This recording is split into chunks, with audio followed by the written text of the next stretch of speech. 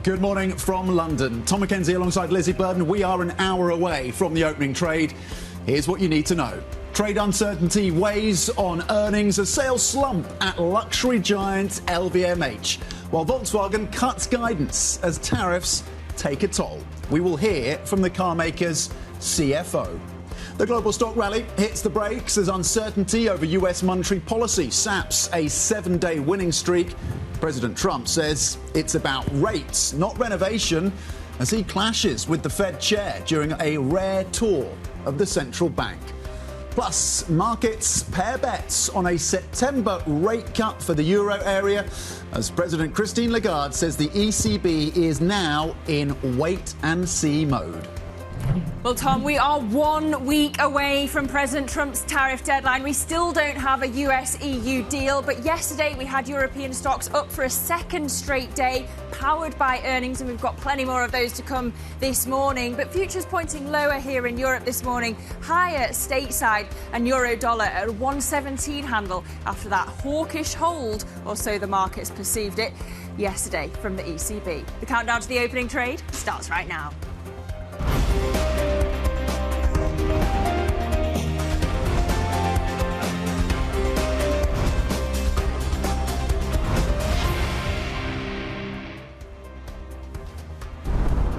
Let's get straight to the earnings story. The focus on the banks. NatWest coming through with a solid beat, raising its full-year income guidance and starting a £750 million buyback. In terms of second quarter pre-tax operating profits, it was a solid beat for the UK lender. Net income coming in at £1.24 billion, solidly above the estimates. The redhead across the Bloomberg terminal, NatWest raising its full-year income guidance and starting a £750 million share buyback. Lizzy. Yeah, it's a busy week for earnings, Tom. NatWest there. We also yesterday had LVMH aftermarket. It's disappointing, actually. Sales down more than expected. Not really disastrous, but definitely a poor quarter for the luxury brand. Of course, it's already been dethroned by Hermès as France's most valuable company, but particularly weak demand in China, also in Japan. And interesting that the CFO, when it comes to tariff, because of course tariffs have been the theme of this earnings season, saying that a 15% US tariff actually on the EU would be a good outcome. So perhaps ready to just settle at that and get a bit of certainty. This is increasingly what you're hearing from executives atop these global conglomerates, is that at least certainty is now more important than the rate itself, essentially. And 15% is a level that you are hearing these executives saying they can live with if they have some uncertainty and some of that uncertainty cleared from the decks. Really interesting in terms of the squeeze, though, on LVMH, to your point. Revenues at the fashion leather unit, the biggest unit, of course, for this business, falling 9%. That was a significant miss. And as you say, softness in Japan, the Chinese market, key, of course, for LVMH, still not kicking into gear. But look, tariffs already hurting VW, and Guy's in Germany. That's where Guy Johnson is today, for anyone who's wondering. But VW lowering its outlook because tariffs have weighed particularly on Audi and Porsche, so the premium brands, as the lower-end brands actually do pretty well, partly in China, EV sales, in Europe, EV sales, because you've seen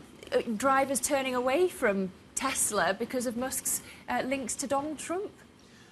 The tariff impact is clearly there on the auto sector, and it is a sector we'll be diving into across the next few hours. Of course, as you mentioned, Guy Johnson on the ground. We will be hearing from the CFO of VW. We're going to be hearing from the CEO of NatWest as well on the back of that earnings beat in the next couple of minutes.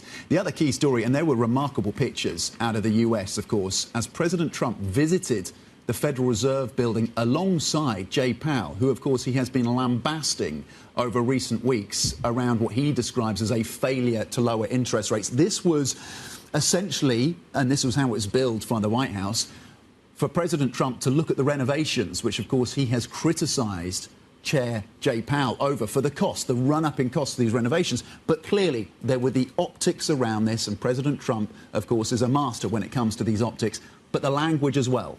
Do you think he already had the hard hat, given that he's a real estate guy, a builder? There you can see them. Look, just the image of that, Trump towering over Powell, is a threat right? The threat continues, but you talk about the optics of it. You had the former Trump White House strategist Steve Bannon saying that this is classic flooding the zone tactics from Donald Trump, not allowing the opposition to mount a defence because you're attacking on so many different fronts all at the same time.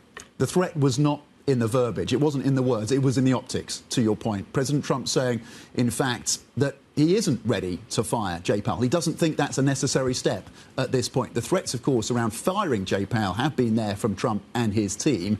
He didn't say that yesterday. He did, though, once again reiterate he wants to see lower interest rates. Are we going to get lower interest rates from the ECB? They held as expected, of course. You were on the ground for us in Frankfurt. What happens next then, Lizzy? Yeah, so this, the market interpreted at least, was a hawkish hold from Christine Lagarde. So very much expected that they would keep rates on hold. But when you look at the hawkish signals, Lagarde said that the decision was unanimous, but only 2 to 3 governors were concerned about an inflation undershoot. When asked at the press conference, she had every opportunity in the world to rule out that a hike is coming down the pike.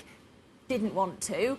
And then when she was talking about where they're at right now, she says they're in wait-and-see mode, they're in a good place, risks tilted to the downside. But as I say, traders pulling back bets on Fed cuts for the rest of the year. 90% was what they had seen, now it's 75%.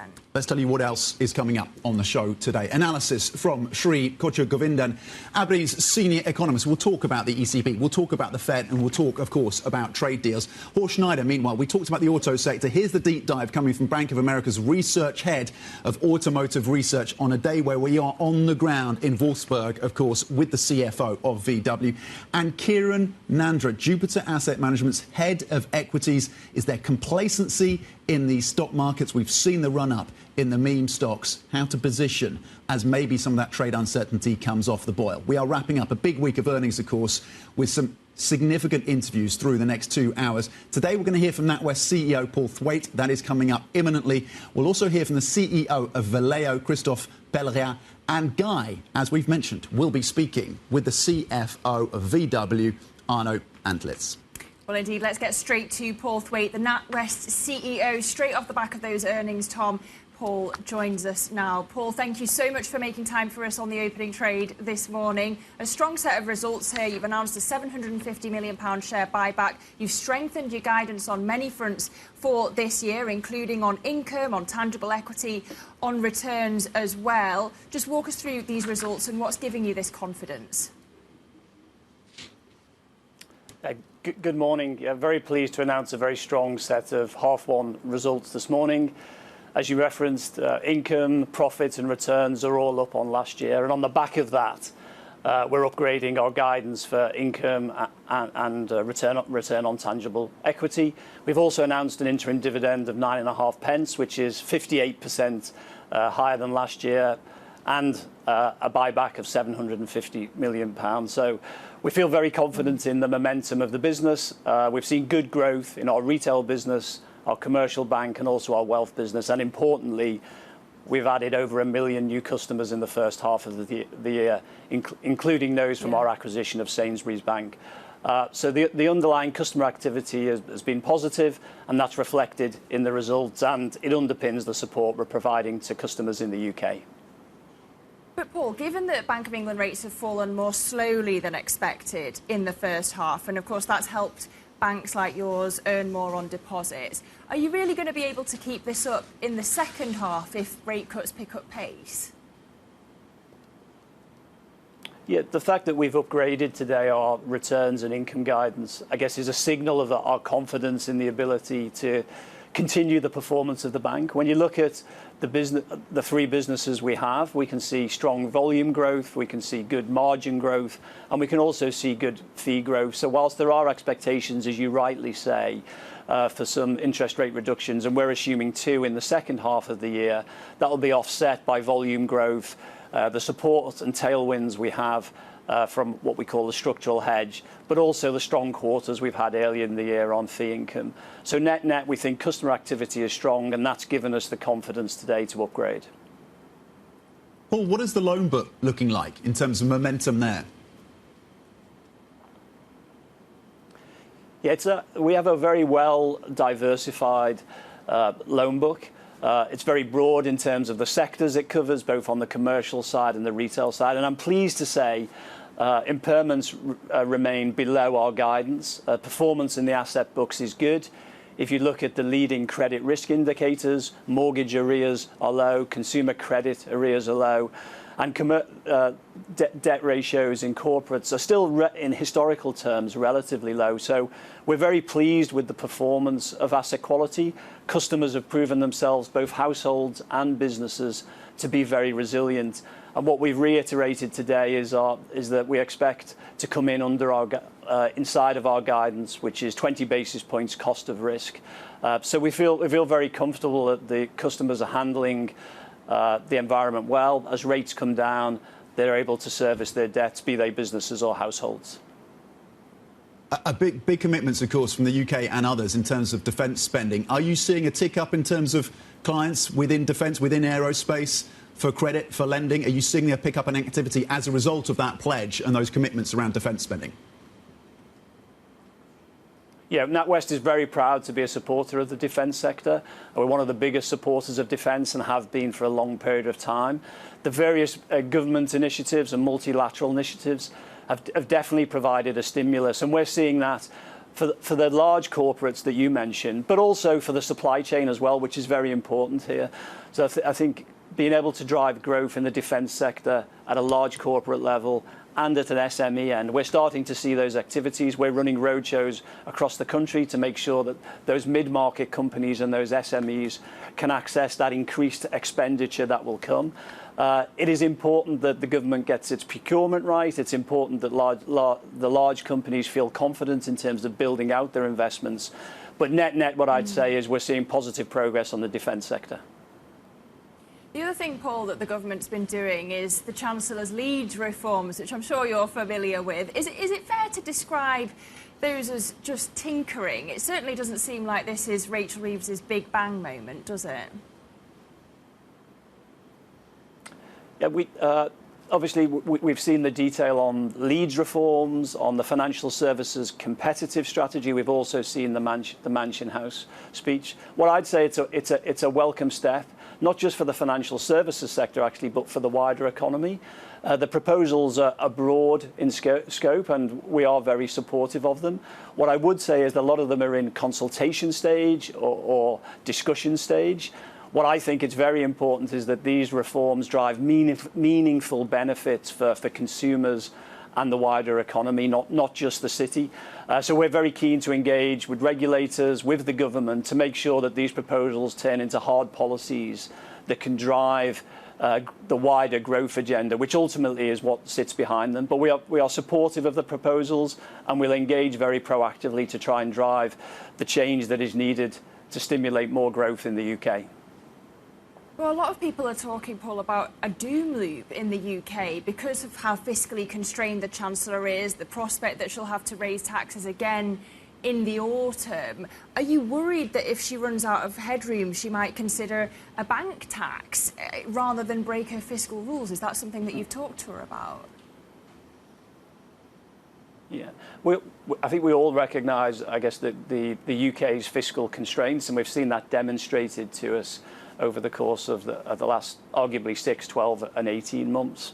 What I would say is that strong economies need strong banks and vice versa. Strong banks need strong economies. I think what you can see in NatWest results today is the level of support we provide to the economy.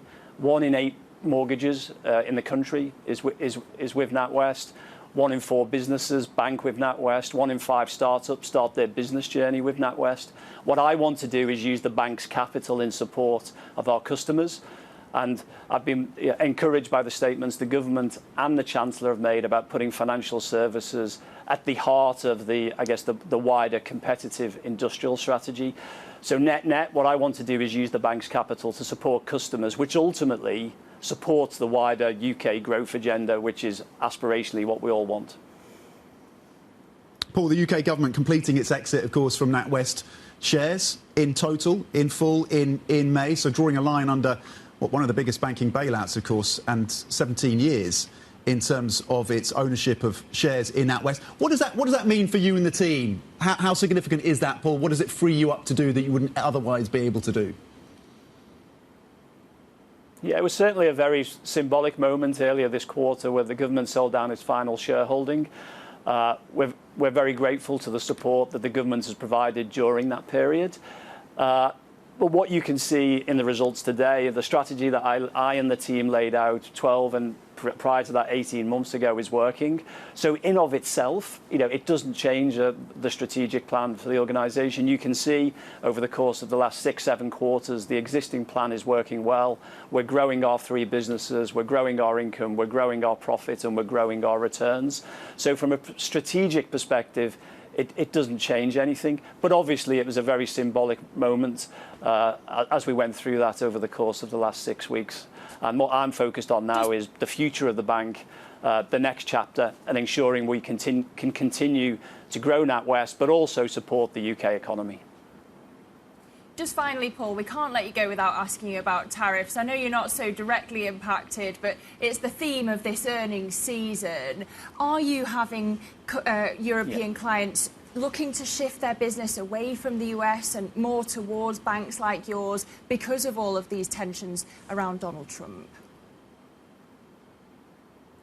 There's definitely uncertainty on the back of tariffs and on the back of, I guess, the wider geopolitical uncertainty. I've actually been encouraged with the data from May or June to see kind of business confidence and consumer confidence return somewhat after the dips of April. In terms of, as one of the biggest banks for business in the UK, what we can say is that customers have reacted. There are obviously some sectors which are most impacted. I heard your earlier introduction talking about autos. That would be one example. Steel would be another. So what I'd say is you've got a number of clients who are having to react immediately.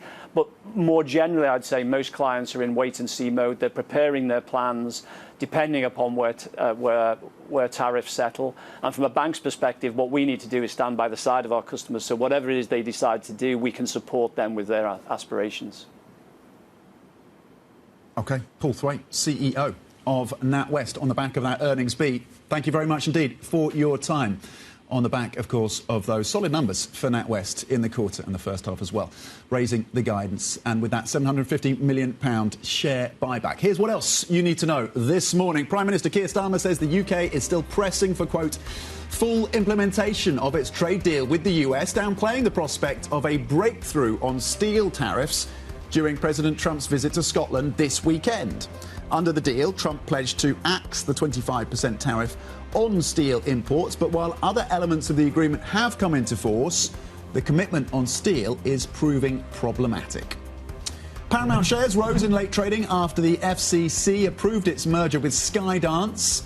It concludes a year-long saga that included settling a lawsuit with President Trump, as well as concessions on diversity initiatives and news judgment.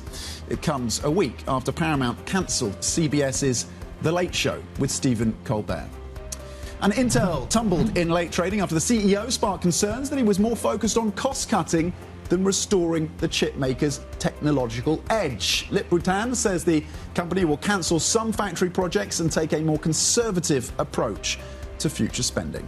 Well, coming up on the programme, our very own Guy Johnson's live from the Volkswagen headquarters following the automaker's latest results. We'll go to him live, and we'll have earnings from Puma slashing its forecast for the year as it grapples with strikingly weak demand and growing concerns over US tariffs. But up next, we'll talk the Fed and hear from Donald Trump's remarkable visit with Chair Powell. Get your hard hats at the ready. If you've got any questions of your own for our guests, please do send them in. IB plus BBTV Go is the function on your terminal. This is Bloomberg.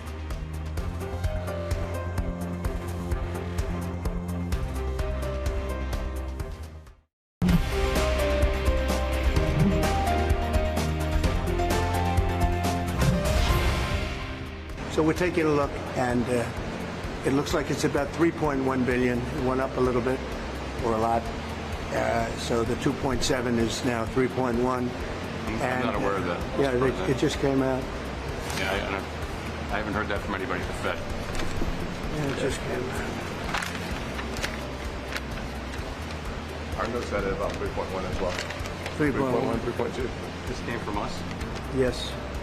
I don't know who does that.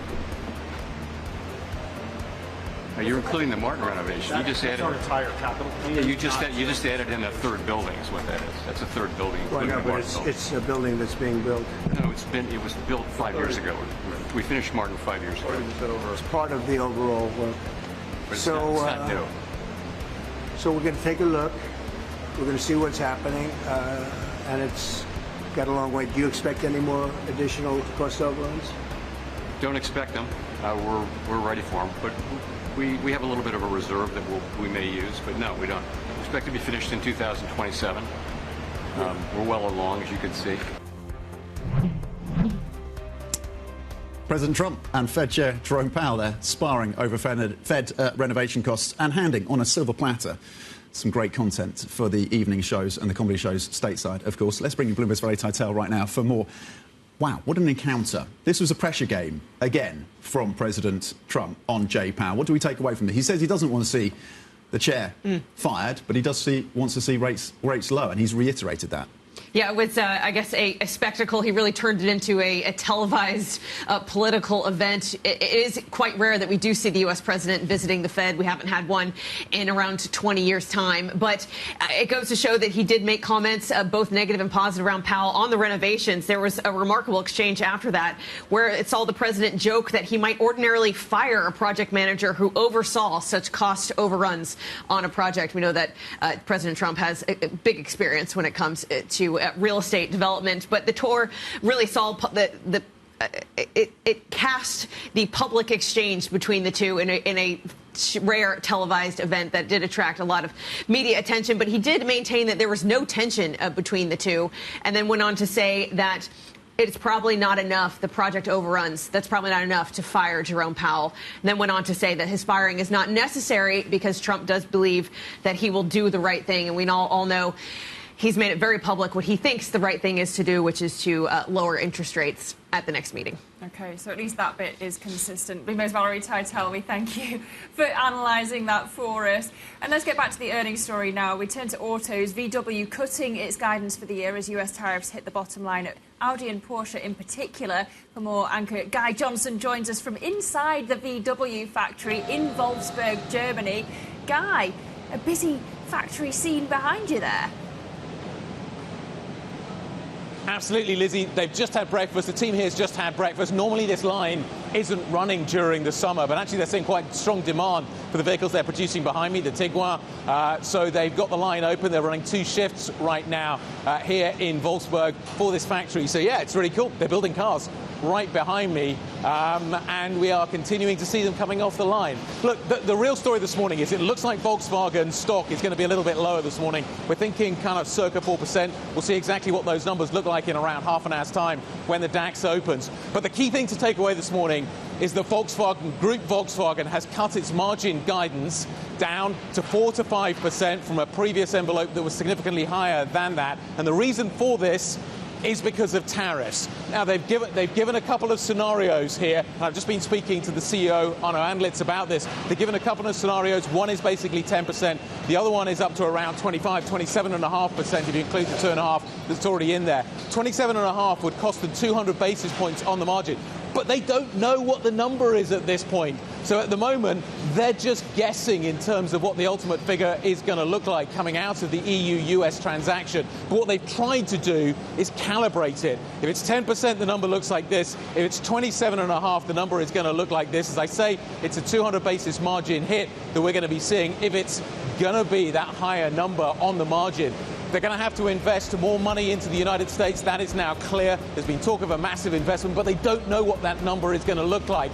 Are we going to have to see basically more guidance coming out of Volkswagen once we know what this deal is going to look like? You're going to hear from Arno Antlitz very, very shortly. He is the CFO. Coming up, though, we're going to talk about that India trade deal. This is Bloomberg.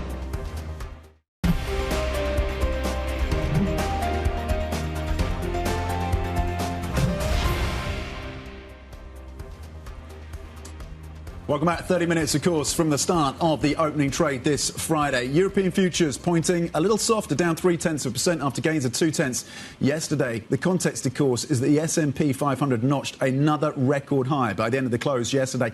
Its 10th record in 19 days, powered by the resurgence in the tech sector, of course. Alphabet earnings playing their part yesterday in the US session. US futures today pointing higher as well. But it's a different story when it comes to Asia, and that is reflected as well, the handoff to the European session. European stocks 50 futures pointing lower by 0.3. Here in the UK, though, the FTSE 100 is currently pointing modestly higher by 4 points. NatWest coming through with some earnings beats. That will be a factor, of course, for the FTSE 100. CAC 40 futures currently pointing lower by 0.2%. We had LVMH out yesterday, and a disappointment when it comes to sales. Switching focus now, Israel and the US are withdrawing teams from ceasefire negotiations with Hamas, citing the group's unwillingness to agree to terms. President Trump's envoy, Steve Witkoff, says Hamas showed, quote, a lack of desire to end the war. Let's talk to Bloomberg Horizons anchor Jemana Besetchi for the details. What more do we know about this apparently break in terms of these ceasefire negotiations, Jemana? Yeah, well, Tom, right after the end of the Iran-Israel war, there was some hope in the region that maybe this would lead on to positive ceasefire discussions when it comes to Gaza. And negotiations have been taking place in Doha over the past couple of days.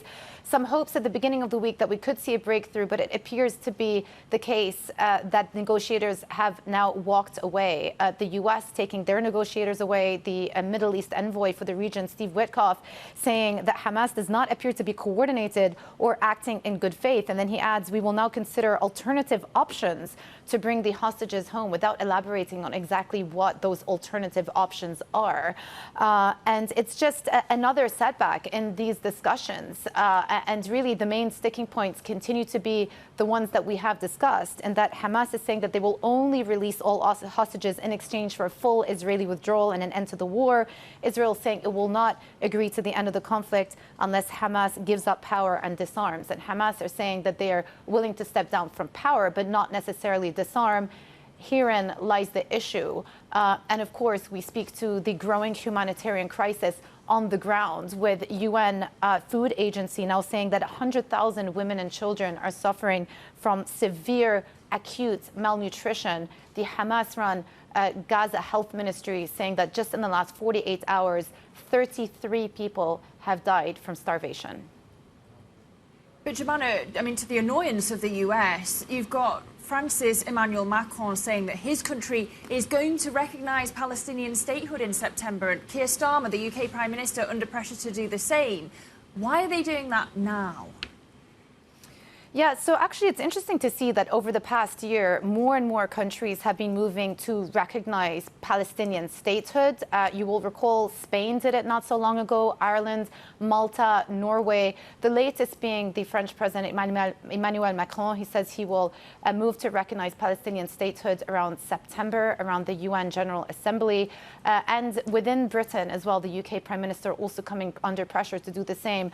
Earlier in the week, we were reporting that 28 countries put out a joint statement calling for an end to the war and for the release and passage of food and much needed humanitarian assistance to be allowed to enter into the Strip. And I think a lot of pressure is growing now, particularly on Israel and on the US, really, to broker an end to this war, to help alleviate the humanitarian crisis on the ground and restore some stability to the region, with the war having gone on for more than 20 months now.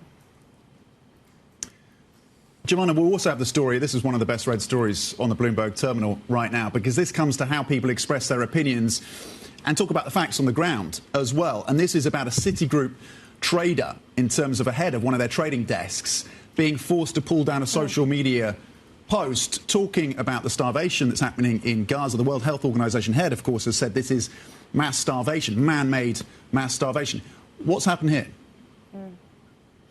Well, it speaks to the real polarizing nature of this topic, and it has been the case since day one. And many people around the world are seeing those images of young children, babies being starved, women. And the images are really quite shocking. And so in this particular case, the global head of short-term interest trading, Akshay Singal from Citi, put up a post on LinkedIn saying that what is happening in Gaza demands our attention. Israel's ongoing destruction of Gaza and killing of Palestinians is horrific and unacceptable. He then went on to describe and use terms that were unacceptable for Citi's code of conduct, So the language that came out of Citi and the spokesperson was that the post has been removed. We're reviewing the matter. Unclear at this point what is going to happen to Akshay himself or the individual that actually put up that comment. But it does speak to what I was saying before, that there is growing pressure around the world, especially when seeing the extent of this humanitarian crisis and how it's worsening, for there to be a resolution and for that aid to be efficiently delivered to those in most need of it. There's been a lot of criticism about how this joint U.S.-Israel humanitarian aid distribution site has been set up and the multiple inadequacies there have been in terms of being able to get the food to the people who need it the most. So the pressure is building, and of course, this just speaks to the nature of how polarizing this topic has been over the last few years. Bloomberg Horizons anchor Jemana Besetchi, thank you for that update. Well, staying with geopolitics, the UK and India have signed a free trade agreement eliminating tariffs on products ranging from cars to alcohol. And the pact comes after 3 years of intense negotiations touching on topics like visas, tariff cuts and tax breaks as well. India's Trade Minister has been speaking to Bloomberg about that deal. Well, I think Indian business is very excited that we've got the free trade agreement in place, we've got the double contribution convention in place. Indian businesses have been very bullish on the UK. And if one looks at the investments flowing in from India to UK, it's a tad more than the other way around. So I think this will also encourage greater investments. For more, we're joined by Bloomberg's London Bureau Chief Ruth David. And Ruth, I've got to ask, how significant is it that Starmer has managed to get a deal with Modi before Trump and a deal with Trump before Modi? A deal that Boris Johnson said he would get done by the Diwali of that year, and then Rishi Sunak was in power and couldn't. It is a huge deal, for sure. But the interesting question is, and I was asking the minister this and didn't get very clear answers, what are the Indian companies that, as a result of this deal, are looking at expanding their investments in the UK? Because this free trade agreement is coming against the backdrop of this whole talk around, the UK is in decline. UK companies are so mad about the national insurance contributions that have been increased, right? Financiers, we had David Solomon from Goldman Sachs saying that London is losing its edge as a financial center. So the banks, the big companies are upset with this government. Where is the investment coming in to the UK as a result of this? And when I tried to push the minister and ask him, what are the new deals being signed from companies? He didn't really have any details because I don't think there are any. And I think that is the crux of where we are, right? This deal is really good on paper, though they still have to do the bilateral investment treaty, which is what the City of London is looking forward to. And he said he will not discuss negotiations in the media. So let's see how that plays out. But yes, definitely a big win for Starmer. Well, talking of details, we're also looking for details when it comes to that meeting between the US President Keir Starmer, the Prime Minister, of course, in Scotland this weekend, and Lizzy pointing out the fact, of course, we did strike that trade deal with the US, but there's some details that need to be answered, particularly when it comes to steel tariffs. Are we expecting any movement, any clarity in terms of what the UK-US deal is and the question of tariffs on steel? And can I just say, poor Keir Starmer, when is his summer holiday going to come? Because Donald Trump is on holiday. I'm not sure many people have much sympathy for Keir Starmer's holiday plans or not. But at least he's in the UK. Maybe they do. Well, the interesting is Scotland a holiday for him? He's checking out his golf courses, right? Well, it's Trump's holiday, yeah. Yes, that's what I mean. Trump is checking out his golf courses. So we are hearing that there may not be much development, so there may not be much breakthrough on the steel tariffs when they have talks during this trip. And one of the interesting things there is Tata Steel, because the US conditions are that steel must be melted in the UK and then sent to the US to be able to take advantage of this tariff exemption. Tata Steel closed its last furnace in the UK last year. I mean, what does that tell you about this economy, right? Some of the biggest companies are closing down their businesses, and that is making it harder for the UK to strike these deals. But I think the other context to keep in mind is Starmer is again facing huge backlash from the cabinet about recognition of Palestine as a state. And that is definitely going to play into negotiations, right? Because Trump and Starmer meeting, Macron has come out and said what he said around the state. How do you juggle all of that? Meanwhile, all of the nations, including India, as I was speaking to the minister yesterday, are racing to meet this August 1st deadline. Now, I think that it remains to be seen whether that deadline sticks or we'll get more pushbacks and then another big wave of negotiations coming through. OK, well, we'll keep an eye on that. I'm actually going to be heading up to Scotland to cover this visit. For the golf. Yeah, plenty of golf puns coming your way next Monday. But Ruth David, thank you so much teeing us up for that visit, our Bloomberg London Bureau Chief. Well, Tom, we're looking at the futures picture. Negative across Europe at the moment. FTSE 100 futures, though, the bright spot, just a touch this morning, ever so slightly in the red. You mentioned perhaps that's because of the strength that we got out of those NatWest earnings. We also had retail sales numbers out from the UK this morning, rebounding with the heat wave boosting food and drink sales. But a disappointingly small rebound in the eyes of capital economics. Yeah, solid beat for NatWest, as you said. Very different picture when it comes to Puma. And we're going to get the details on that. Puma slashing its earnings forecast for the year as it grapples with strikingly weak demand and growing concerns over US tariffs. We'll bring you the details on the woes facing that shoemaker. That's coming up. This is Bloomberg.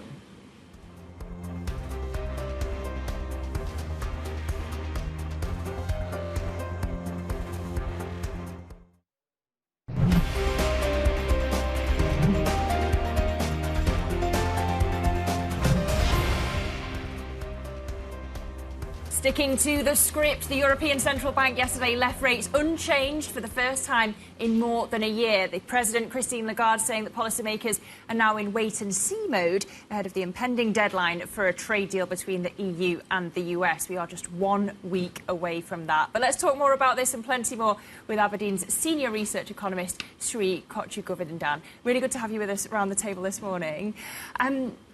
When we look at this decision, the market took it as a hawkish hold. I was in Frankfurt yesterday. Lagarde, though, did point to the downside risks to euro area growth. So is that the right way to interpret this, a hawkish hold? I would say that the wait-and-see approach is really what the signal that I took away from it. There is a lot of uncertainty still in terms of the US-EU trade negotiations. And if you think about the ECB forecasts, they're actually conditioned on a 10% tariff, but we're looking closer to 15%. We don't have the clarity there yet. So again, there will be some downside revisions potentially to their forecasts. Maybe to some economists, elsewhere like our forecast, will be revising them higher because it's not as bad as we were expecting.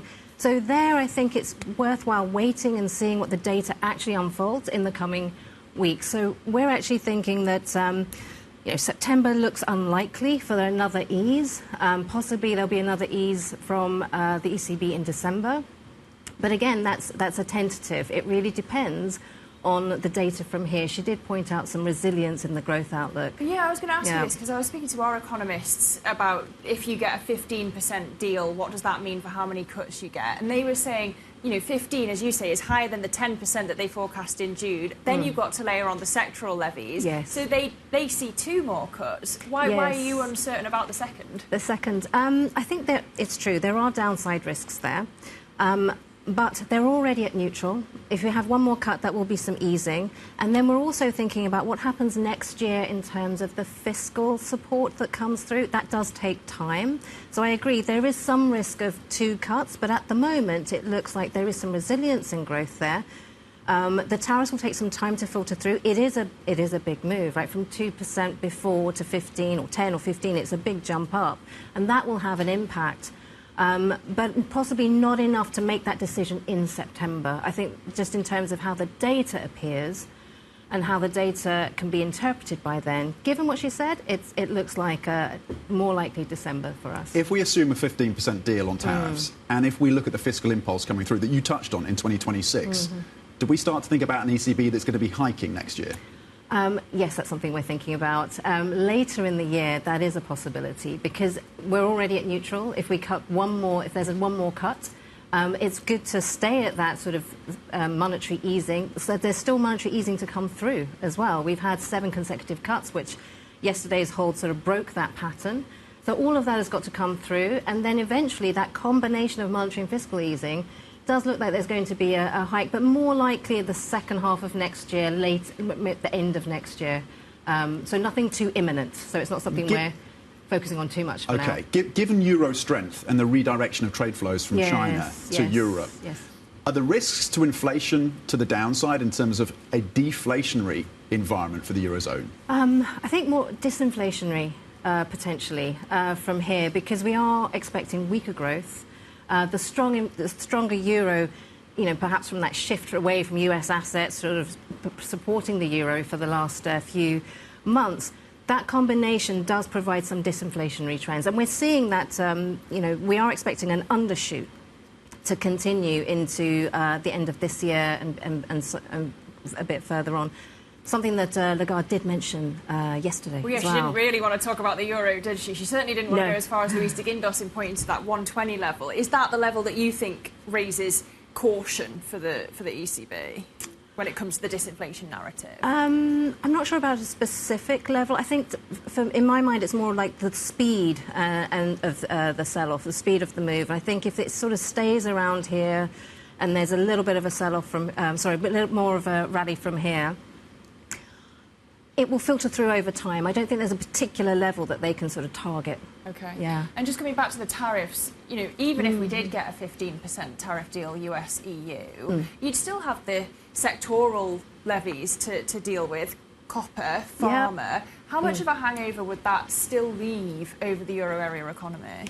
I think for everybody that's huge. If that stays and that kicks in August the 2nd, we've had some good news in terms of a China deal, but no details. Japan deal, but no details. It's great that they've had a carve-out for autos, but steel and aluminium, copper, that filters through into all areas of manufacturing. And this is the case for Euro area and other countries as well. So I think as that kicks in, if, it might be temporary, I think what's going to happen August the 1st, August 2nd, it could be that you get some of the major trading partners, some sort of holding pattern, holding framework for now. These things take a long time, as we've just heard about India, China, India, UK. That was a 3-year process, and we still don't have details. So there's no way we're going to have clarity next month. But we could see some smaller countries and sectoral tariffs kicking in for some partners, trading partners, in August, which will still be very disruptive. But I think the market's very focused on the major trading partners. Can we get through, even without the details, can we get through with some sort of framework? I think that's what's helping the markets at the moment. OK. Aberdeen Investments Senior Research Economist Kocha Govindan, thank you very much indeed on what to think about when it comes to ECB into 2026, the inflation dynamics as well, and those potential trade deals. Let's get to our Markets Live executive editor now, Mark Cudmore, joining us once again, I think for the final time, on your tour of London this Friday, today. So it's a big moment. Final time of this tour, just it's a massive loss. Just for this tour, you'll be back with us. You're not getting rid of me yet. With open arms in the next few months. Is this equity market, we think about the central banks, we think about some of the rewriting in terms of some of the bets around the Fed yesterday on slightly stronger jobs claims data, the ECB, a hawkish hold is the way that Lizzy characterised it, and then the implications for an equity market that has seen record after record, at least 10 for the S&P 500 just in the last 19 days. Is this record rally for the equity markets starting to look a little bit feeble, or is it running out of steam, Mark?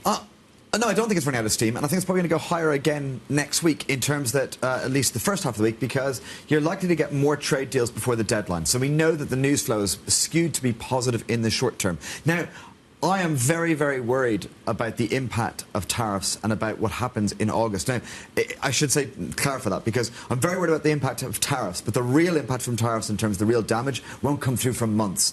But I'm worried that we actually still haven't really traded that kind of even narrative yet, that we've just been in denial, because we know that the short-term headline is going to be new deals. So therefore, even if you think tariffs are terrible, even if you're super bearish, why go short now? Why not wait till next Wednesday or Thursday, just before the deadline, when everyone's going to start trading that narrative? So I think it could shift quite rapidly next week. Which goes to the point with Sri, are the markets too focused on the country deals and not enough focused on the sectoral deals? I think that's absolutely right. I think the analysis around tariffs has been extremely hard, because obviously we've had so much whiplash about what the plans are, and therefore, because of the lack of certainty, companies are going to delay reacting as long as possible. So they're going to try absorbing it because they're going to hope they're temporary. You can't raise prices on consumers and then find out the tariffs all get removed later on. You do too much damage to your brand. So everyone's going to wait as long as possible to pass them on. They will ultimately all be passed on to the consumer. They'll ultimately be extremely damaging, extremely stagflationary, terrible. But that might be the theme for first quarter next year. It's going to be really slow to come out, but different sectors at different times. Mark, meme stocks are back. We've been talking about this week, whether it's Krispy Kreme or Coles or GoPro. Does that signal an overstretched market? Retail investors are getting back into the game in a big way. It does. But again, it's not necessarily the end stages of that. We discussed in the show yesterday, if you find a bubble, the best trade in markets, if you find a bubble, is to go long the bubble, not fight it. Because, you fight a bubble, you'll go bankrupt. So, this is completely ludicrous, some of these trades that are going to meme stocks. But, what stage are we in that process? I'm not convinced we're at the end stage. Now, of course, you don't really know exactly when the end stage is. But as I said, I think we can have another wave next week. What is going to make you suddenly sell your meme stocks on Monday, Tuesday next week? Maybe ahead of the Fed, maybe Wednesday you start doing it. But I just kind of think the short term, into the Fed, into Friday, a little bit more upside, and then it might go really bad in August. Speaking of memes, have you seen all the Sydney Sweeney stuff? Seems to be encouraging people to buy the meme stocks. Goes over my head. I get my news from memes sometimes. Bloomberg's Market Live Executive Editor Mark Cudmore, we thank you. Remember, you can get all of your up-to-date analysis and insight from Mark and his team by going to MLIV Go on your terminal. Coming up, we are going to take you right to the opening trade. We've got futures pointing lower here in Europe, but a bit of upside when it comes to FTSE 100 futures. Actually, unch right now, but better than the rest of the continent given the strength out of those NatWest earnings. So we'll see how the broader banking sector performs after, as Tom says, what I've been characterising as a hawkish hold from the ECB. How much support does that give to the sector? The Open coming up next. This is Bloomberg.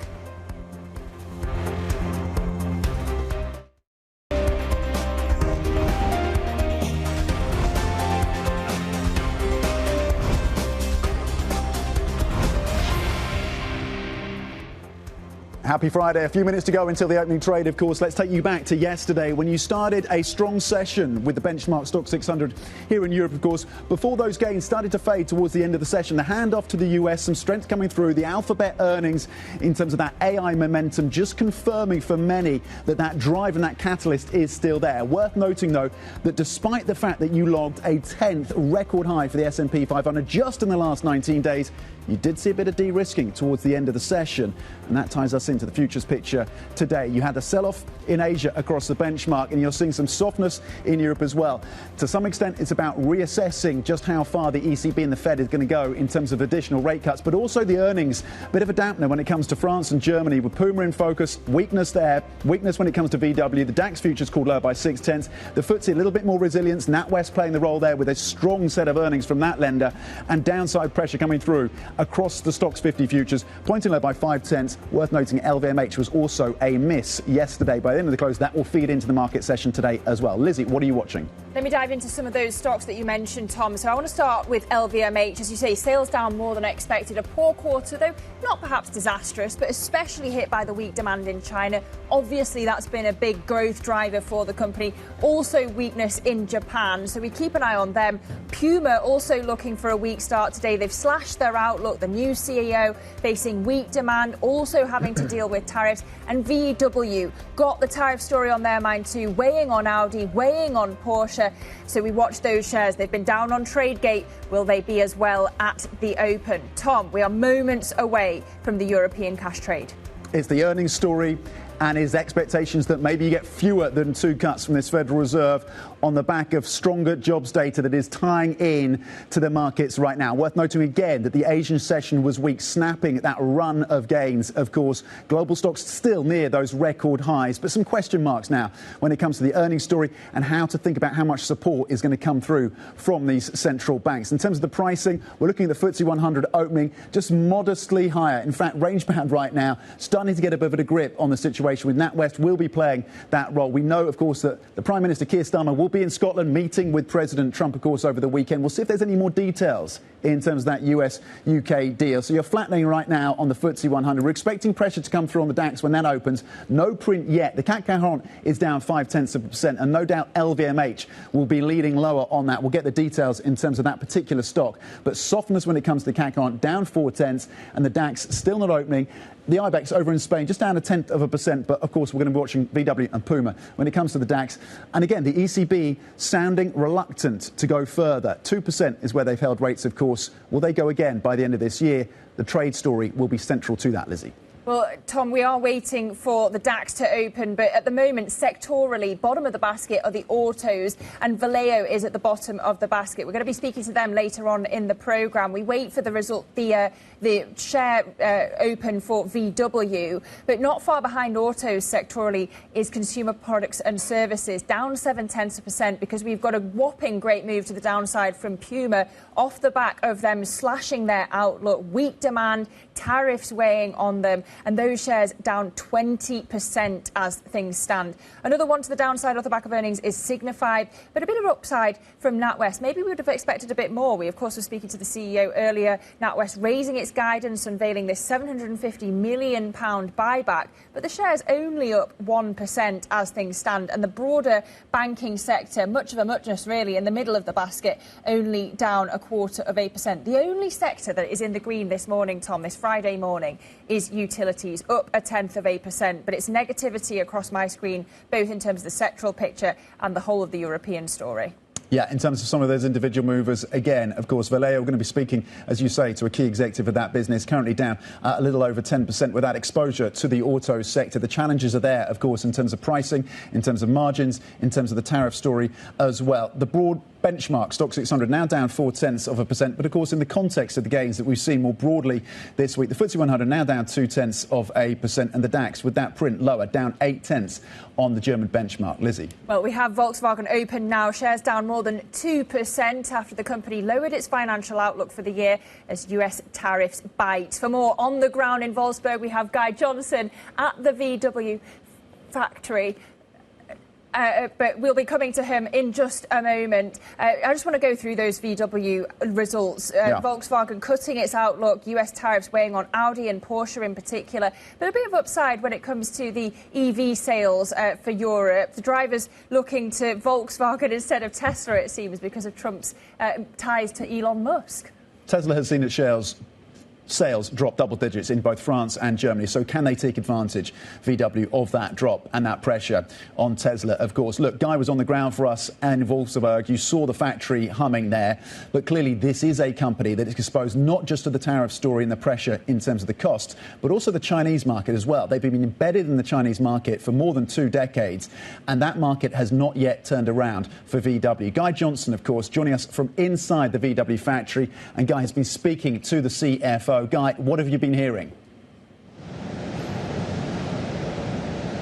Hey, Tom. Yeah, I've been speaking to Arno Antlitz. He is the CFO here at Volkswagen. As we can see, the stock is down this morning. Actually, I thought earlier on that maybe it would be down a little bit more than what we've currently got.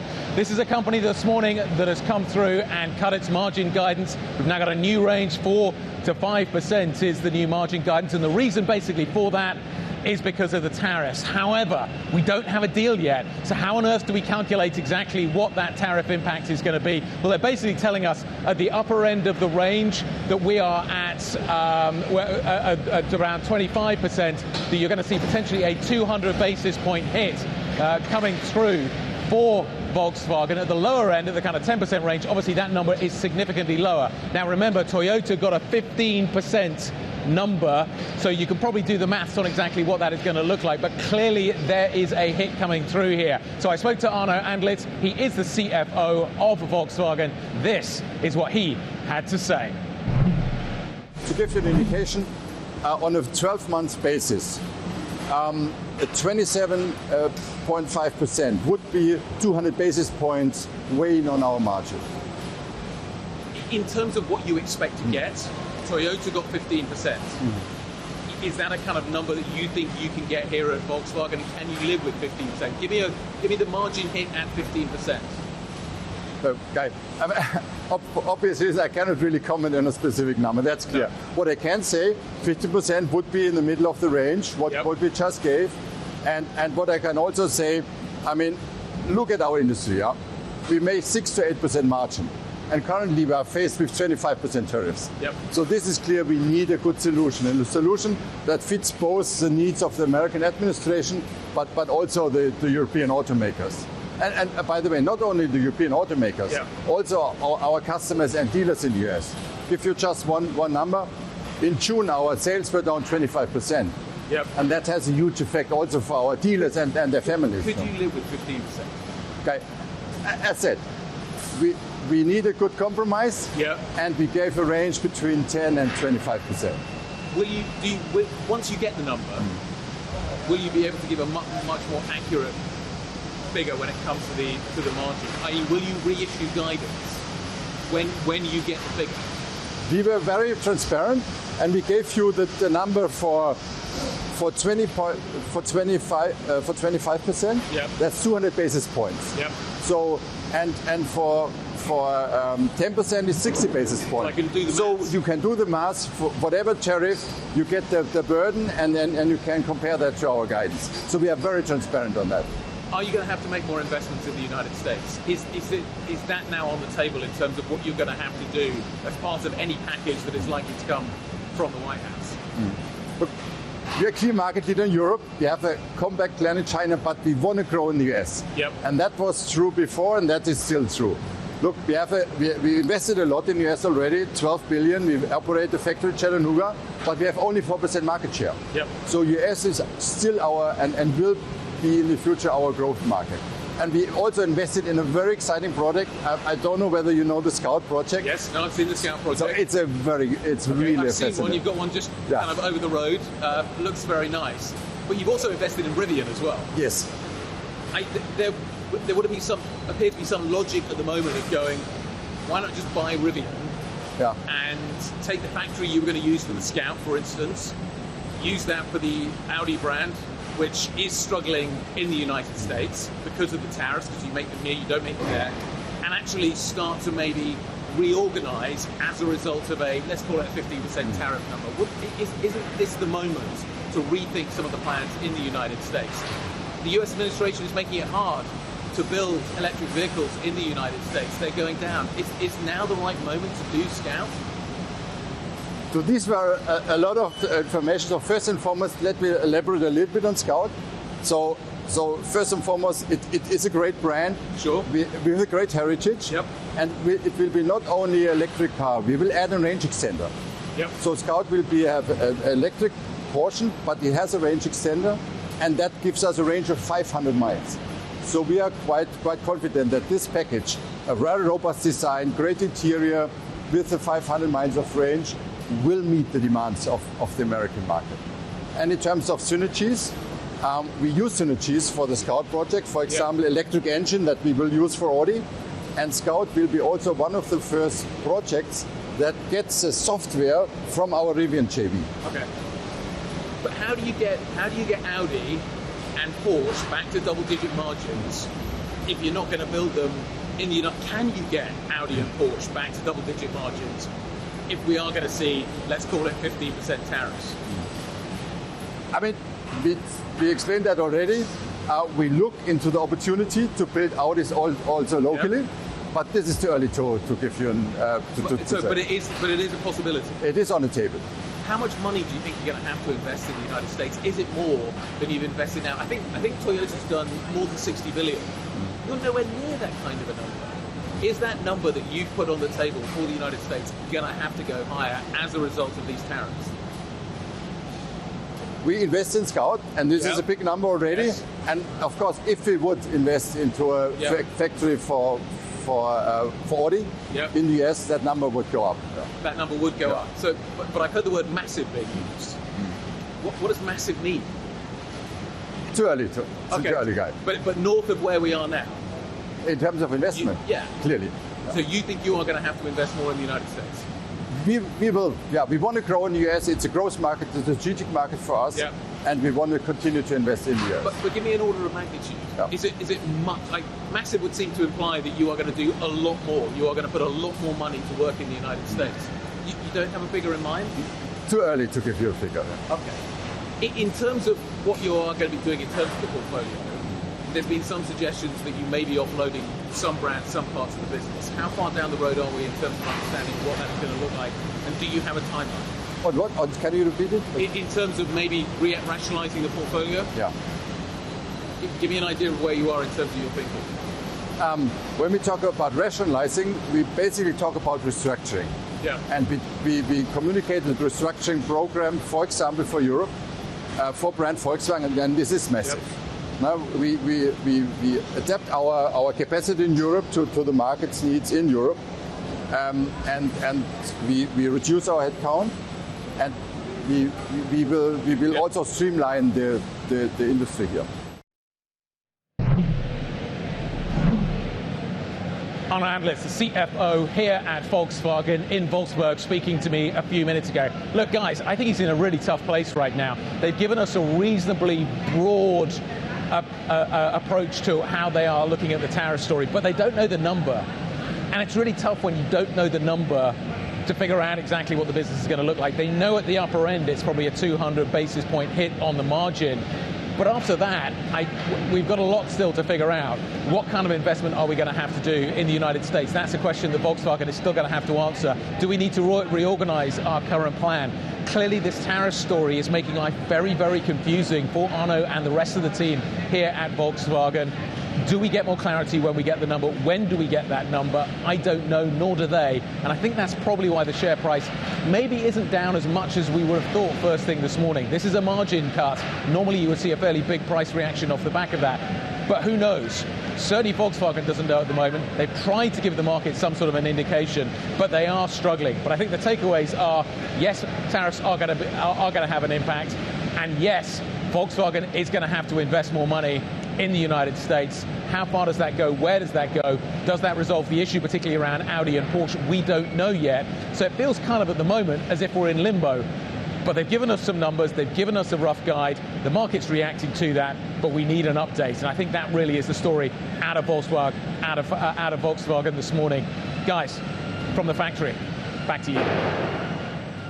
Guy Johnson, great interview, pinning him down on some of those details amid, of course, all those questions that still remain for VW in the broader sector. The stock now down 2.6%. Guy Johnson, of course, anchor of the opening trade on the ground for us at Wolfsburg, of course, the headquarters of VW. Let's get to some of the more individual names as well, other names on the move. Today we're talking about VW. Let's check in on some of the core six when it comes to the European stocks to watch for us. Novo Nordisk, of course, within the drug space, down just 0.1%, a little bit softer in the session.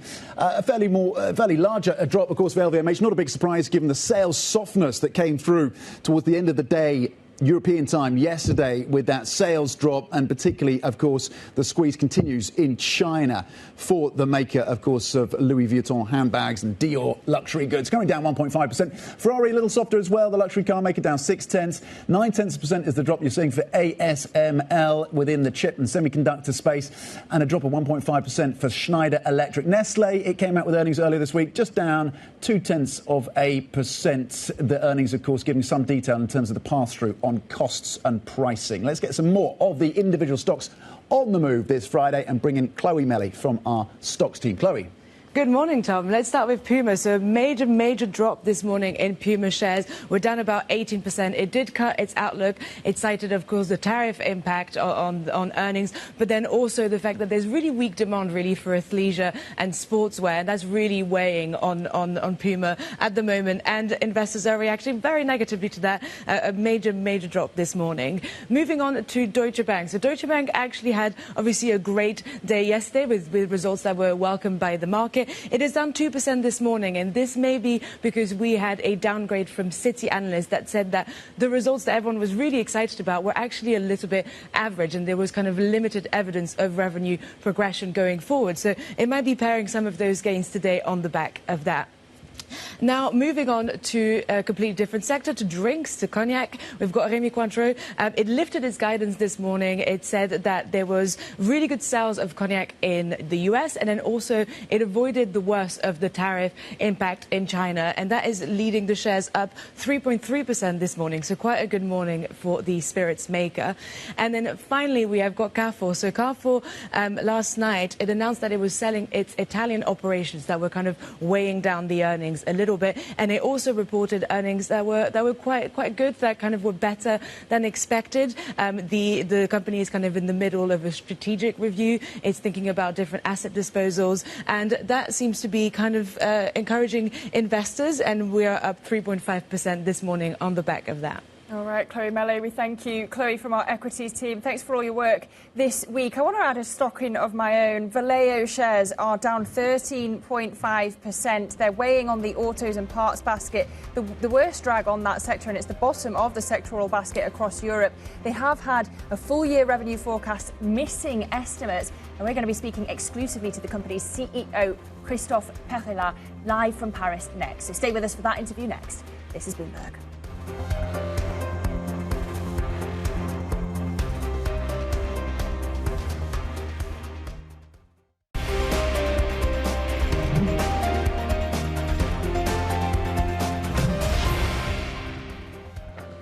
Welcome back to the opening trade. We're nearly 20 minutes into today's session, and it is not a happy Friday, I have to tell you. We've got red across the screen in Europe. Underperformance, in particular, from the DAX in Frankfurt, weighed down by Puma shares, down more than 20% this morning off the back of their earnings. But, Tom, we've also got misery for the autos and parts sector. That's at the bottom of the sectoral basket, down 1.3%, and a lot of that comes down to Valeo. And VW as well, of course. But Valeo is the one we're going to be speaking to right now, focusing on, because shares, to your point, tumbling this morning, currently down 13.4%, a 13.4% drop for this company. The automotive supplier, of course, the worst performer among its peers so far after revising lower its revenue forecast for the year. So revisions lower for the full-year revenue picture. Let's cross over live to Paris now and talk to Valeo's CEO, Christophe Perillat. Christophe, thank you for your time this morning. What are the key headwinds for the business right now? Well, the market is not so great, as you can imagine, and you had a great interview from the CFO of VW that says pretty much the same thing. So that's one of the headwinds. The second headwind are the currency exchange. We have half of our revenues in euro, and we have half of our revenues in other currencies. And all these currencies have, devaluated versus euro by 10 to 15% since the beginning of the year. This is what led us to lower the sales guidance. But when we have revenues in one area of the world, we have costs in the same area. And this is the reason why we've been able to keep our EBIT guidance. And frankly speaking, it seems to me that the stock reaction this morning is an overreaction, because when you look very carefully at our publication yesterday, there's 2 points. The point number one is our financial margin, our margins are improving and our costs are down. And the second point is we're preparing the future with great orders received from our customers in the first half at the rate of 30% of our sales. OK, so you would describe the market reaction down, the stock down 13%. That reaction today is an overreaction, in your view. When it comes to that improving margin picture, Christophe, to what extent could that be derailed if we don't get a US-EU trade deal? Well, it will not, because we have, in terms of manufacturing, local policy. We have basically an industrial footprint that's local. It means that we are producing in North America when we sell in North America. We're producing in Europe for our sales in Europe, and we're producing in Asia for our sales in Asia. So when it comes to the Europe slash US negotiations that are going on, there's no impact for us of such negotiations at all. OK, so really, on the factory floor, you're not seeing the impact of US tariffs manifesting on your business? Can you repeat the question, sorry? So are you seeing US tariffs having a manifest impact on your business on the factory floor? No, they have not, because, as I said, we are manufacturing in North America for the North American market. We pretty much have no finished product crossing the oceans. So we are sensitive to Mexico versus US. But here we've made a great work to make sure that our products are, USMCA compliant. It means that they have enough local content in North America not to be subject to a significant tariff. So we do have a few tariffs coming from the Mexico to US trade, but we've been managing these tariffs quite well. And, at the end of the day, the net impact for us in S1 has been quite, minimum. And this is what enabled us to continue to improve our EBIT by 0.5 points from 4% last year to 4.5% this year, despite all these headwinds. Yeah, it's really fascinating to speak to a business who seems to be somewhat cushioned from these headwinds. But, you know, one issue that does remain a big topic for Europe is production overcapacity. How are your clients dealing with that? Well, you know, the European volumes are not so great, and this is why we've done quite a lot of restructuring in Europe as far as Valeo is concerned. You know, we've embarked into a restructuring plan that was, you know, in my opinion, very well dimensioned versus the market. You know, have in mind as well that we're growing in Europe. You know, despite the fact that the market is down, our sales are growing in Europe, and we're growing in Europe because we are, you know, right positioned on the technologies of the car of tomorrow. We have more content basically in the car of tomorrow than on the car of yesterday, because we're positioned on electrification, because we're positioned on you know, ADAS, which is a very good technology. We're helping the cars to be connected. So we really have done the work to reposition the company on these technologies that, you know, will increase their content in the car of tomorrow. So we have restructured in Europe. This is done. We've done the work of last year and in the first half of 2025, and we're going to benefit from these lower costs moving forward. Christophe, more broadly on this sector, we know, of course, the auto sector is challenged on a number of fronts. As you look into 2026, do you see a turnaround? When do you see a turnaround for this auto sector? Well, we're not planning for a turnaround. We're just planning on our own strengths because we don't know what's going to happen. The only thing we know is that there will be challenges, and basically there have been challenges. When you look at 22, 23, 24, the semiconductor crisis, the inflation, now the tariff, I mean, the sector is facing multiple headwinds. What is important is to make sure that we have a plan, despite multiple headwinds, to continue improving step by step, semester by semester, year after year, our financial indicators. And of course, EBIT is one of the key ones. And this is what we are doing. Look at the free cash flow in the first half of 25. It's doubled versus what it was a year ago. So we're making our own work to be more competitive, to be more profitable, to benefit as well from this transformation of the industry, whatever the market, whatever is going on in terms of headwinds. Okay, Christophe, so good to have you with us this morning. We thank you for making the time. The Valeo CEO, Christophe Perillat. We'll continue the autos theme next. This is Bloomberg.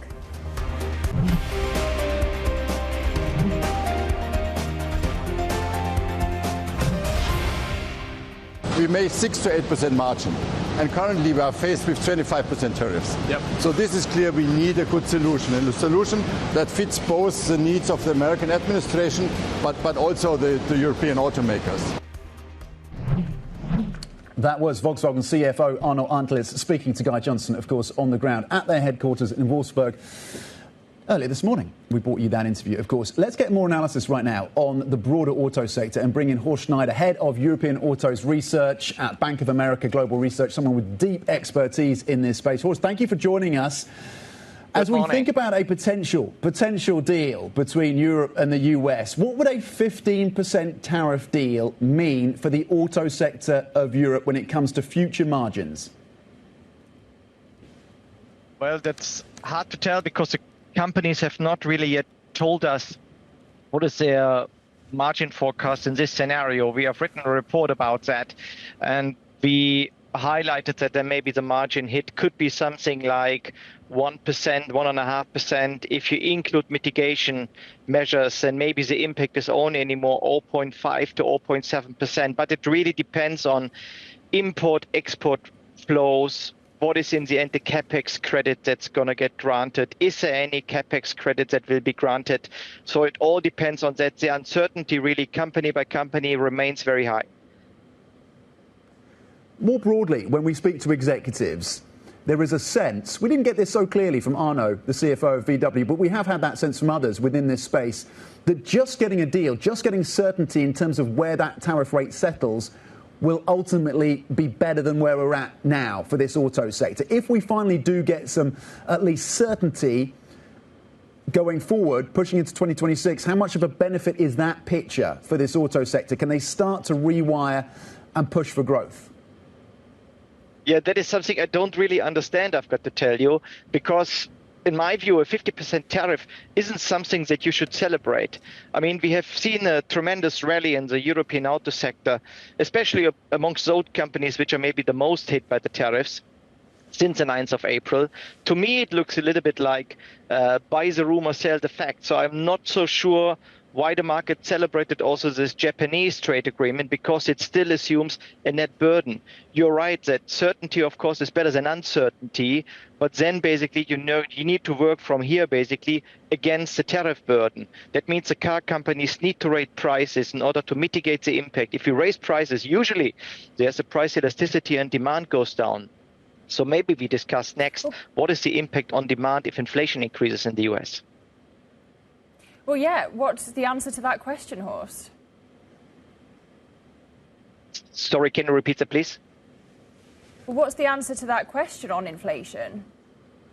Yeah, what's the answer to that question? I don't know. I mean, we see that also that the market forecasters, S&P, for example, they revise the forecast every quarter. They are also not sure about that. We have seen so far that the companies have hardly raised the prices. Therefore, also the impact on demand was not yet really there. We expect at the moment that in Q4 we get a little bit a step back in the US market, but it really needs to be seen what then the impact on 2026. But I would be surprised if the impact of all these tariffs is really positive. It should mean that the demand stays muted. I think we debate in the end, is the market flat or is the market down, right? I think that's a debate in the end. Well, I wanted to ask you really, because of course VW there is kind of putting a finger in the air when it comes to the effect of tariffs on its business. What is the biggest threat to the European autos industry at this point? Is it actually tariffs, or is it weak Chinese demand? Is it the EV legislation? Well, I would say there are so many risks that we cannot enumerate them just with one hand, right? So therefore, you're absolutely right. China remains a risk. Tariffs remain a risk. If global trade gets deteriorated or is disturbed, it's not great for any of the car makers, especially for the German OEMs. That's clear. Then we have got also disruption. We have got still this shift to EV. We have the shift to autonomous driving. I think the shift to autonomous driving is more significant, or is a bigger threat even than the shift to EVs. So therefore, let's wait and see. We had recently also warnings from Renault, from Stellantis. They talk about increasing commercial pressure in Europe. So therefore, I think there are enough burdening factors. But nevertheless, the auto sector has been up. It's cyclical, heavily shorted. It's cheap. Market has rallied. And then people look for cheap cyclicals, and therefore maybe they bought autos. Let's see how long this rally lasts. When you look at Tesla, Horst, missing estimates, Musk warning of difficult times ahead, but really not a lot of detail when it comes to this guidance. What do you read between the lines in terms of the outlook for Tesla? Are you worried about Musk continuing to be involved in politics? Well, I'm not so sure about this Tesla, because keep one thing in mind: the market cap is still $1 trillion. It's the most valuable auto stock in the world. So the market seems to see there's still something that creates value. You're absolutely right. Elon Musk has said the next quarter is going to be bumpy. Q3 is still strong. After the next 3 quarters may be weak. He's counting still biggest hopes on these autonomous cars. The market, I think, does not yet really believe it, but the market cap tells us maybe that the market is believing it somehow. So therefore, I'm not so sure. I do not want to imagine what happens if Tesla produces at one point maybe positive news. So therefore, let's wait and see. I think this Tesla stuff, all the questions are very hard to answer. I think it's still all about autonomy, about robotaxis. Will they get launched, etc. Horst, given the collapse in sales for Tesla in Europe, particularly France and Germany, which European OEM or automaker is best positioned to take advantage of that and take market share from Tesla? Well, what we have seen year to date, that Volkswagen have taken most advantage for that. So if you look at the EV market share in Europe, I think it has roughly doubled since beginning of this year. So basically, the market share that Tesla has lost, Volkswagen has taken. I think the other car makers, they still struggle, except BMW. What I'm a little bit worried about is that when Tesla comes with a low-cost car to Europe, and that's going to happen in the course of 26, that they also take back market share again. So therefore, I'm not sure how long we can celebrate these market share gains. But for now, of course, the answer is Volkswagen has taken the market share. I want to zero in on something you said earlier about autonomous driving maybe being more disruptive than even the shift to EVs. I haven't heard that many people make that argument. Just unpack that for us, and who is most vulnerable to that shift? That's a good question. I think all legacy OEMs are affected by that, because in the end, the problem of the legacy OEMs is that they still sell a lot of ICE cars, and in the ICE cars, it's hard to accommodate basically autonomous driving. You need to find the tech structure that can implement basically autonomous driving in ICE vehicles and also in electric vehicles. And I think the only car maker who has managed that so far is BMW, but let's see, they have also not yet launched the vehicles. We're going to see that only next year.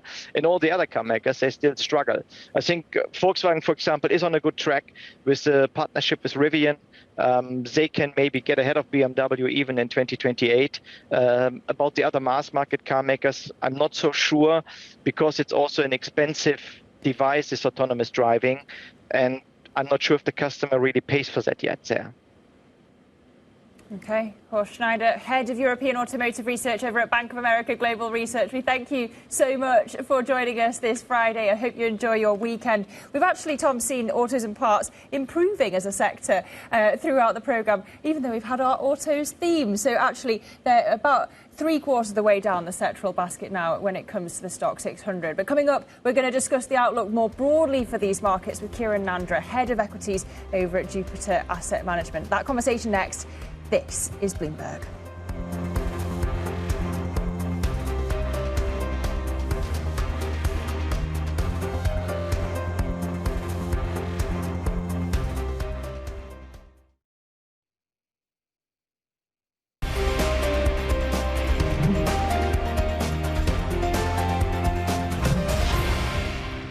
This uncertainty, it's fascinating talking to clients.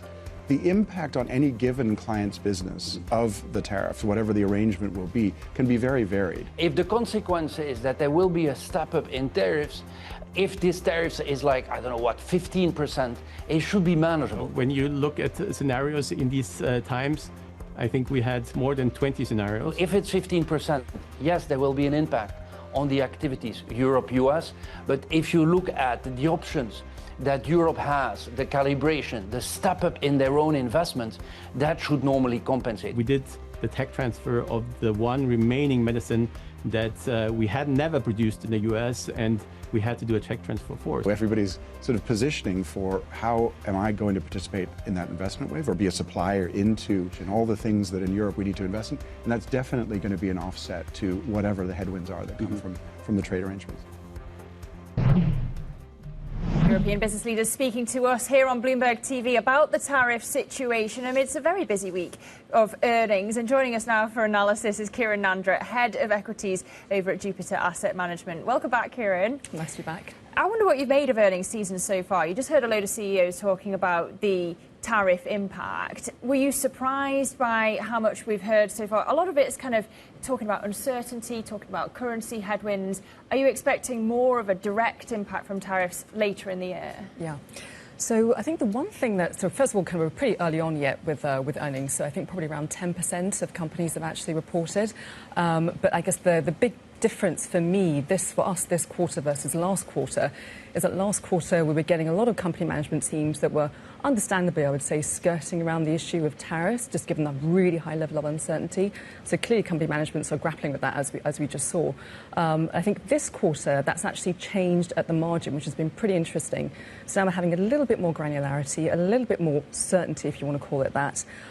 Just with the management's actually addressing head-on whether they expect these kind of impacts to be passed on to consumers, whether it's going to be the middleman, the kind of retailers who are taking on those those hits, if you like. So we're actually seeing company managements now actually kind of engaging with that, actually coming out and saying this is how we expect it to impact earnings. But we're still really, really early days there. I would say that it's probably reinforced our preference for those companies that show much more of that kind of self-help ability. Europe's been through a lot. We've had Brexit, we've had the Ukraine war, we've had tariffs, etc. That's clearly been, something that companies have had a lot of practice, I would say, in terms of just being able to grapple with those. So I think the big thing is that we're just seeing companies now coming out and giving a little bit more certainty, if you want to call it that, in terms of how they're going to be kind of navigating this issue. I like the psychology of it. I feel like I should lie back in the chair as we analyse all of this. That's the company perspective. As we look at it from a stock perspective, of course, we've got the deadline, August the 1st, coming up next week. Do you expect volatility to ramp up as we get to that?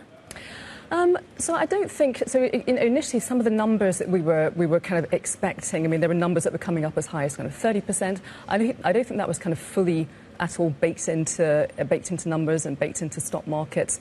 We are seeing now, just judging from the commentary that's come out as well, we are seeing a bit more kind of coalescing around that 15% number. I think just having, frankly, a level of number that people can coalesce around, I think would be helpful. But I'm sure there'll be a lot of noise in the run-up to that. Is there irrational exuberance in these markets right now, given the uncertainty? Oh, no. I would say, if anything, I know if you look at kind of valuations, and that would be my measure of, and kind of earnings kind of revisions as well. So when I look at valuations, I don't think we're seeing anywhere near, I would say, rational exuberance, especially so in European markets. European markets are trading at around 14.2 times. So granted, they're not as screamingly cheap as they were, 6 months ago, call it, but we had really, really bearish sentiment. I would say, actually, that, in terms of what's been driving European stock prices, let's face it, it's been more kind of dividends, it's been more kind of re-rating. What we need to see now is some of those kind of earnings numbers really picking up. So we're seeing those earnings consensus numbers increasing. We've got some pretty positive, I would say, expectations for especially fiscal stimulus, and company managements have come out and said they're expecting this to be kind of back half loaded.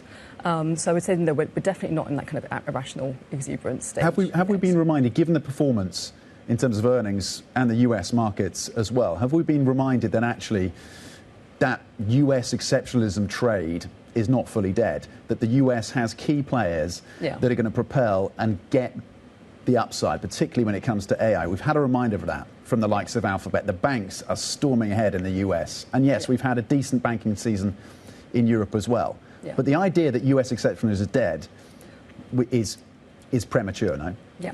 So I think I would caution. So it really depends on your timeline. So I think one thing that's happened and what has really changed is that the level of political uncertainty that we're hearing from the US is not something that we've really seen before. And against that backdrop, you've got valuations which are still looking pretty punchy for US equities. And if you look at, for example, if you take out those 7 stocks which are still outperforming, the 493 are actually more or less producing the same types of numbers that we're seeing from European companies. So the question would have to be, why would you pay up that much more for those kind of 493 companies when you can get that same level of earnings growth in Europe? There's a concentration risk. Totally. Yeah, there absolutely is. But away from those key players, obviously you've got the meme stock revival, maybe taking a bit of a breather yesterday. But to Tom's point, doesn't that give you a bit of pause for thought when it comes to the S&P jumping from record to record? Or is it getting a bit frothy? So I think that the meme stocks, I think, has been something that we've been watching from a distance. That, to me, as I say, it's the fact that we've still got valuations where they are. You've got, as you rightly point out, these meme stocks which continue to kind of have that background interest. To me, there's a bit of a disconnect, I would say, between valuations and sentiment, and then what we're actually seeing on the ground. I would totally agree with that. OK, so put that in another basket then. We talked about volatility. More broadly, if you look at the second half of the year, are you expecting less volatility then? Because I saw that you like the banks. Yes. The volatility helped the banks in the first half of the year. Surely if it's quieter, it's not going to help the banks. Yeah, so you're right. So I guess especially for those the banks that are kind of reliant or using those kind of trading revenues, we saw some pretty phenomenal numbers from those banks. I guess the types of banks that we are more focused on would be more of those kind of, I would say, quote-unquote kind of domestically focused, that are more funded by kind of retail deposits, that can really benefit from a, kind of an upward tilting yield curve, if you like. So those are the types of banks that we're kind of really kind of invested in.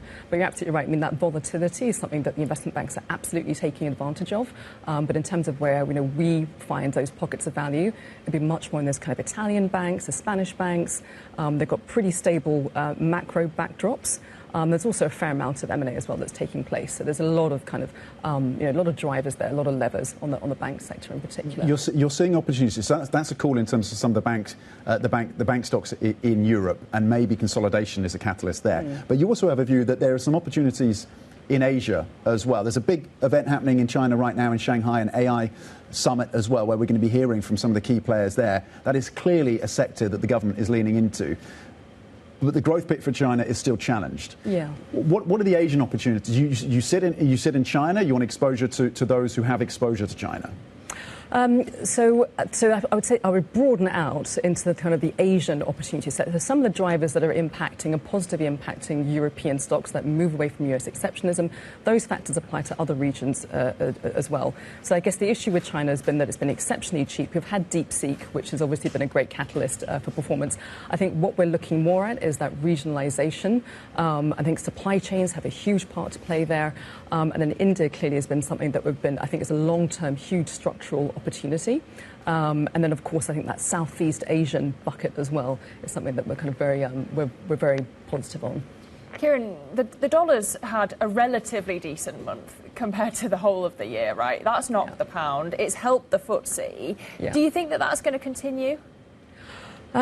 So I guess the interesting thing on the FTSE actually has been that despite, I suppose, the sterling increasing, you've had oil which has been declining. That's typically an environment where UK equities should really underperform. And I think we're seeing a kind of decoupling, if you like, of that relationship. So I think what's been driving that has been, I'm going to call US exceptionist again, that valuation, the huge valuation discount that you've got in UK equities. And just I think the diversifier impacts that UK equities have. So we are seeing that kind of interest coming back into UK equities. We have seen foreign buyers coming back in at the margin. And if you look at kind of cross correlations of UK equities in a global equity bucket, I mean, it's a hugely positive impact. So I think that's kind of... Just briefly, where are we in that story when it comes to UK equities and whether or not there's further to run? Yeah, so I guess a lot of what's been driving, we had some pretty decent results from the UK banking sector as well. I think aerospace and defence will still continue to be a big driver of returns. I say we're a little bit more sanguine on the consumer cyclicals, just given where we are on the fiscal situation.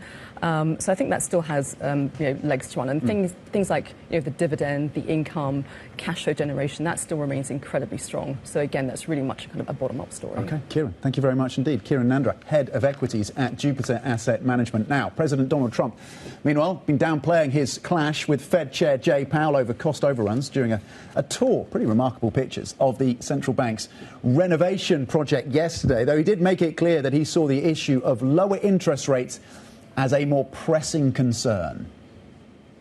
Well, I'd love him to lower interest rates, but other than that, what can I tell you? We had a little talk about it, and I thought it was a very productive talk. He'll be able to tell you at his next meeting, but I will say that he did say the country is doing really well. His term comes up soon. I think he's going to do the right thing. Everybody knows what the right thing is. Even people that believed in, the higher rates, they're all on board. They all want to see the interest rates come down. It's very important.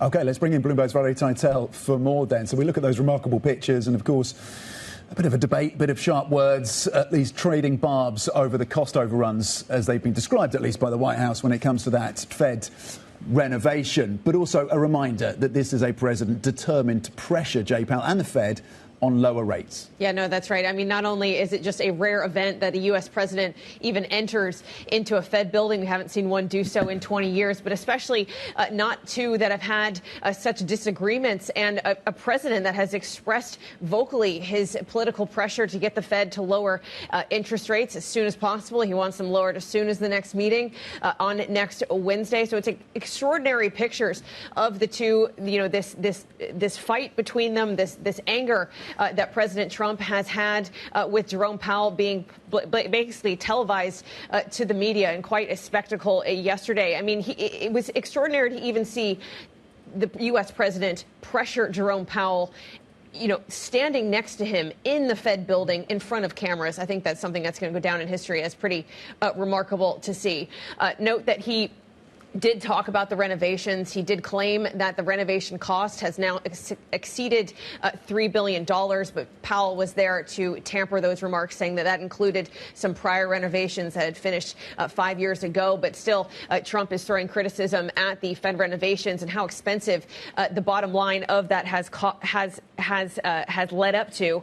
But again, he did say, which I found quite interesting, that the project itself overrunning wasn't enough to dismiss Fed Chair Powell, saying that his firing wasn't necessary. And as you heard there in that video, saying he thinks that Powell will still do the right thing, which is widely known as what Trump wants is to lower interest rates as soon as the next meeting. It does, I guess, go very much against what the market has priced in. We're not pricing a single basis point of easing next week, and the full cut from the Federal Reserve isn't priced in until October, so in 3 meetings' time. And speaking of which, when it comes to the ECB, the odds of a September cut falling to 20%, Val, as we speak, given that hawkish hold and all the mood music that we heard out from Christine Lagarde in Frankfurt yesterday. Bloomberg's Valerie Teitel, we thank you. We've got the weekend to look forward to, Tom. Plenty on the docket. The Belgian Grand Prix, the Women's Euro final, the Tour de France final stages.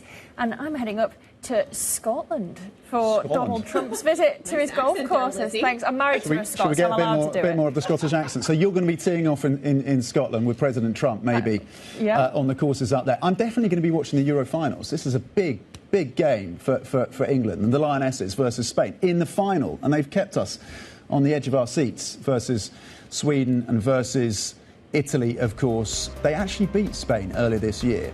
So maybe there's hope.